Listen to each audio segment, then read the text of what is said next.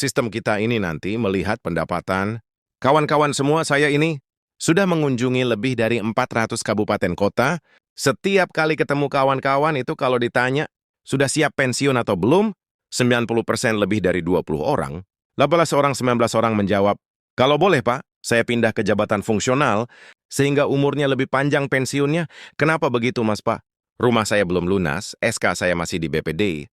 Ada yang nyebut SK saya masih di BRI. Sekarang lebih gawat lagi Pak SKD BRI, kemudian BPR kan gampang, ngasih kredit ke BPR, duitnya sudah habis. Datang ke pinjol Pak, nah ini kan, maka dia ingin memperpanjang itu, terutama rekan-rekan yang di golongan 1, golongan 2 itu. Nah, jadi ingin terus diperpanjang, karena apa skema pendapatan ASN itu? Harus kita buat cukup dan mencukupi. Sampai anak-anaknya lulus kuliah, punya rumah, kemudian kesehatannya bisa terjamin, karena bagian terbesar dari pengeluaran setelah pensiun, itu kesehatan. Apalagi kalau estimasi tunjangan hari tua dari sisi pendapatan, setelah 30 tahun bekerja, eselon 1 ini golongan 4E. Kira-kira eselon 2, eselon 1, itu setelah kerja 30 tahun, maksimal terima 96 lebih. 30 tahun bekerja 40 tahun. Kalau saya karena masa kerja saya pendek, saya ketuaan teman-teman jadi ASN. Saya jadi ASN umur 31 tahun. Karena ASN pertama saya keluar, kemudian daftar lagi jadi ya ketuaan, jadi umur 3 tahun 2000, baru jadi ASN. Nah, saya terimanya sekitar 75-an, kemudian golongan 371, golongan 261, golongan 152 rebag. Tapi ini bukan terima tiap bulan ini sekali. Pensiun dapat, mungkin lebih banyak bonusnya orang-orang Taspen, pejabat-pejabat di Taspen gitu. Nah, saya kemarin di Taspen berbicara, tolonglah keuntungan Taspen dipupuk yang lebih tinggi, agar pensiunan bisa dapat lebih banyak, atau skemanya diubah karena pensiun besok, yang teman-teman golongan 1, hanya 2K2 juta. Golongan 2, 3,4 nih. Kemudian saya, kalau saya nggak sampai lahir seridab ibu, karena masa kerja saya pendek, tapi kalau Mas Bima, Mas Karjono, Mas Doni, Mas Tri, Mas Haryomo, ini apa on? Ini panjang ini dan hebatnya Pak Oni, 15 tahun di Amerika lebih memilih mengabdi di Korpri, tepuk tangan untuk Pak Oni ini. Jadi mungkin ide Pak Gubernur tadi untuk membuat sekretariat Korpri struktural kembali bisa menjadi bahan rumusan di Rakernas ini. Jadi ibu bapak yang teman-teman, eselon 1 yang biasa terima 5.060, ada yang 150 besok terimanya segini, para sekda terimanya segini, besok Mbak Sri Wahyuni Mas ya. Pak Anom ada ya, Mas Harrison. Ini nanti kita, tapi kalau Pak Harrison aman, selesai sekda praktek dokternya buka lagi, ini. Nah ini perlu kita pikirkan kembali. Apakah kita mau dengan sistem seperti sekarang, atau kita geser ke single salary system. Jadi kalau sekarang kita di sini, ada gaji tunjangan dan lain-lain, tapi pensiun kita dari gaji pokok. Mudahnya kalau single seller, kita punya gaji 15 bulan, itu satu-satu item saja. Nanti tunjangannya 75% dari single seller. Nah, tentu itu harus kita perjuangkan. Dari Korps sejak 10 tahun lalu menyampaikan ini kepada Bapak Presiden, kepada si Ibu Menpan sejak Pak Jokowi, sudah sampaikan tapi belum direalisasikan. Mudah-mudahan Pak Menko yang baru itu mencintai menjadi Menko-nya para ASN, bukanlah Menko-nya pegawai Kementerian Keuangan saja. Jadi teman-teman yang di Lembata bisa menikmati TPP yang tinggi yang di Sulawesi Selatan, bisa menikmati TPP yang tinggi dan rutin, Sulbar Gorontalo, kemudian yang di Lok Sumawe, semua dipikirkan oleh Pak Menko, sehingga tunjangan kinerjanya bisa rutin dan bisa mencukupi, nggak harus berlebih, cukup saja cukup sampai putra-putrinya menikah, cukup sampai putra-putrinya kuliah, ya kan cukup cicilan rumahnya lunas. Dan saya itu ingin sekali ibu bapak, ASN pensiun itu SK-nya di bank itu pulang, bukan SK-nya sudah pensiun, itu diperpanjang ini.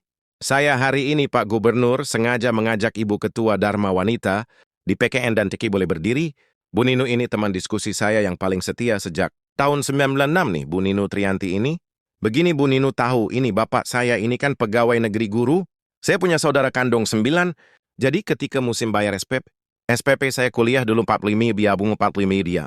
Gaji bapak saya itu 100 sekian guru Pak. Guru masa kerjanya udah 30 tahun, dari SPG Sekolah Pendidikan Guru, dari SPG dari umur 18 tahun sudah jadi guru bapak saya. Bapak saya apa itu sudah pensiun Pak. SK-nya itu nggak balik dan cerdiknya BRI. Unit desa itu kurang 2 bulan. BRI itu datang ke rumah, datang Pak. Mau ditambah lagi nggak loh? Saya kan belum lunas, nggak apa-apa. Biasanya dulu bapak pinjamnya 1.000 Mas. 1.000 kemudian terimanya 800, kurang sekian kan. Potong profesi apa-apa gitu.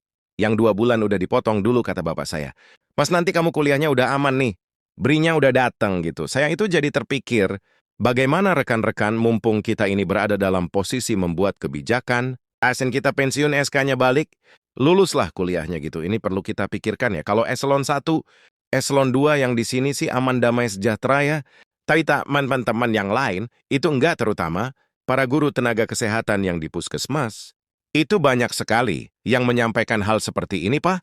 Gajinya dinaikkan, baik Bapak Ibu, pensiunan semuanya, di mana Presiden Prabowo memerintahkan Menteri Keuangan untuk menaikkan gaji, ESN dan pensiunan, dan ini untuk meningkatkan ekonomi dan daya beli masyarakat di Indonesia. Tentunya ini sudah masuk ya ke dalam rencana kerja Badan Kepegawaian Negara yang melalui Kemenpan RB, di bahwasanya Kemenpan RB ini telah mengirim surat ya kepada Menteri Keuangan agar segera untuk diusulkan kenaikan gaji ASN maupun juga pensiunan, seperti dalam Perpres nomor 79/2025, dan telah tadi kita simak bahwa Kepala BKN, Pak Ajudan Ari Pakrullah, memaparkan ya secara langsung program reformasi gaji ASN dengan single salary, maupun juga nantinya itu akan bisa diterapkan sistem fully funded ya, atau pesangon.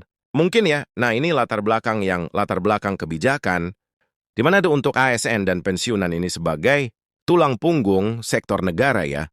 Mereka adalah pilar, birokrasi dan pelayanan publik yang esensial bagi negara, dan Perpres nomor 12/2025 bahwasanya, di dalamnya itu bahwa prioritas nasional itu ada 7 ya.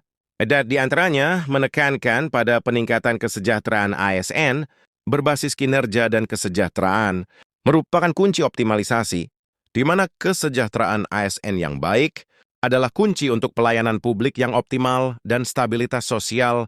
Nah, ini adalah 3 latar belakang. Bagaimana kita mengawal ya untuk segera Menteri Keuangan mengambil kebijakan untuk menaikkan gaji, ASN, dan juga pensiunan. Selanjutnya, kenaikan gaji SM dan pensiunan, ini tentu belum diresmikan oleh pemerintah. Namun tentu kita ada beberapa di antaranya. Tahapan ya, di mana ketika mungkin ini adalah sebuah percontohan ya, ataupun juga sebuah ilustrasi ya, fokus kepada sektor-sektor vital ya, di mana kenaikan gaji SN ini, yang pertama contoh golongan, 1A naik dari 140% menjadi 1,47%. Ya, nah di sana ada fokus dan tenaga pendidik, di mana untuk guru dan dosen akan merasakan dampak positif dari kenaikan ini, sebagaimana yang kita ketahui, untuk guru itu mendapatkan tunjangan sertifikasi. Nah, khusus untuk pensiunan, guru itu tidak mendapatkan tunjangan sertifikasi. Nah, sebagai gantinya maka ketika guru naik, maka tunjangan sertifikasinya juga itu akan naik, dan ini terjadi pada pegawai lainnya. Dan yang selanjutnya adalah prioritas tenaga kesehatan, di mana tenaga kesehatan ini juga menjadi protes dalam kebijakan ini ya. Ketika teman-teman pensiun, gajinya naik, maka pendapatan juga akan naik, dan mudah-mudahan itu bisa meningkatkan kesehatan ya dari rekan-rekan pensiunan, dan tentunya penyuluh dan pelayanan publik ya, penyuluh yang bekerja di bidang pelayanan publik akan mendapatkan perhatian khusus seperti itu ya. Itu ada berapa? Ada 4 poin penting ya.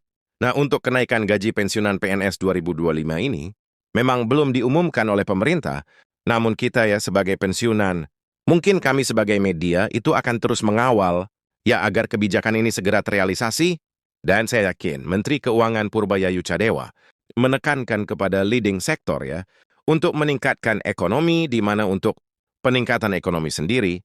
Nah, ini salah satunya dengan kenaikan gaji, ASN, dan juga pensiunan. Nah, di sini ada PC jangka menengah dan juga panjang, perbaikan sistem remunerasi ASN, di mana untuk ASN ini sendiri, ini berbasis total reward dan kinerja. Jadi ada yang berbasis rewardnya seperti itu ya. Dan evaluasi jabatan dan penataan pangkat, melakukan evaluasi jabatan, penataan sistem kepangkatan untuk keadilan, dan selanjutnya standar tunjangan kinerja. Jadi upaya peningkatan kesejahteraan bagi SN, ini tentu pemerintah mempunyai tujuan ya.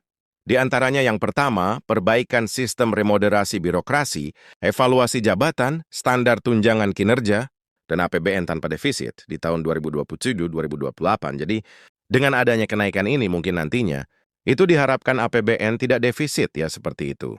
Jadi APBN tetap sehat ya, dan ekonomi terus meningkat. Itu yang kita harapkan. Nah, dampak positif bagi ekonomi dan masyarakat tentunya, yang pertama meningkatkan daya beli ya, dengan adanya kenaikan gaji, Dan juga pencairan rapel mungkin ya nantinya. Ini bisa meningkatkan daya beli ya. Ataupun juga reformasi pensiunan, mungkin yang perubahan dari sistem. VS juga kepada fully funded, ya, dan ini bisa saja terjadi. Nah, ini yang pertama meningkatkan daya beli masyarakat. Ini jelas ya, mendorong konsumsi domestik, meningkatkan aktivitas ekonomi. Yang kedua itu memperkuat stabilitas sosial ya. Meningkatnya motivasi kerja ASN secara keseluruhan, tidak kontribusi yang signifikan